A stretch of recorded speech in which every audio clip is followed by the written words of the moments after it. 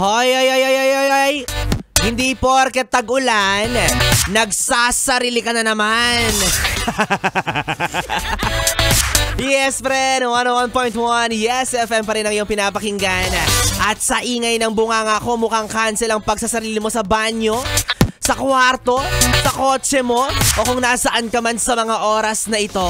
O kaya naman, hi, hello sa mga yes friend natin na introvert. Diba na mas gustong mag-isa lang siya? Yan.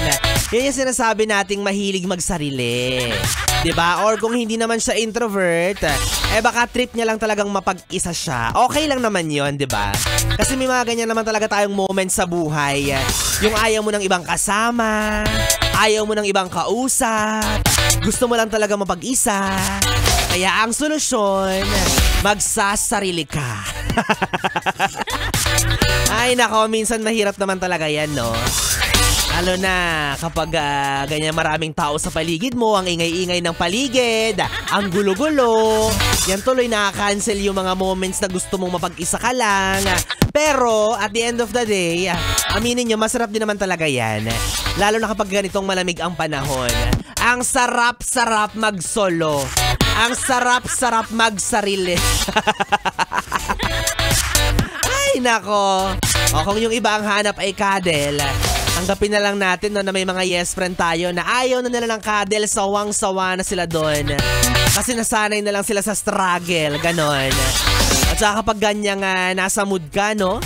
Usually ang trip mo kumain, i-enjoy yung food nang wala kang kahati, o hindi naman kaya emote-emote habang nakikinig sa Yes FM, yon.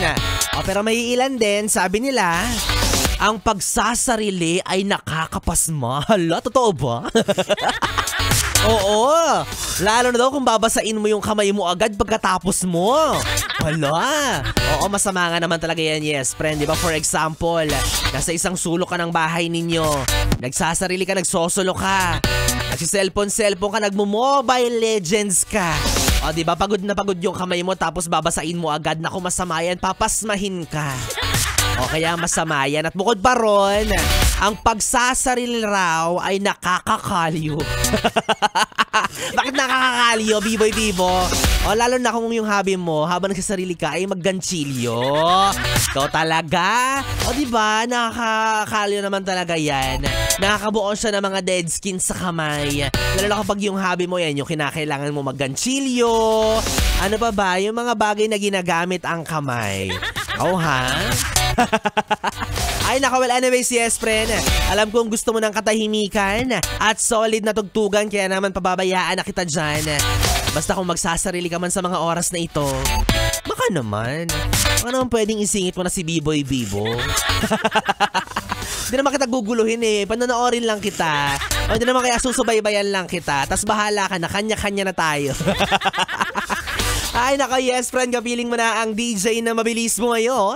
Ang dila sa mikropono, ako pa si DJ B-boy Bibo, at pwede mo akong makatabi hanggang mamayang alas 12 para sa ating BB Time. Kaya naman dito ka lang sa istasyong no problem, ang 101.1 Yes FM Solid.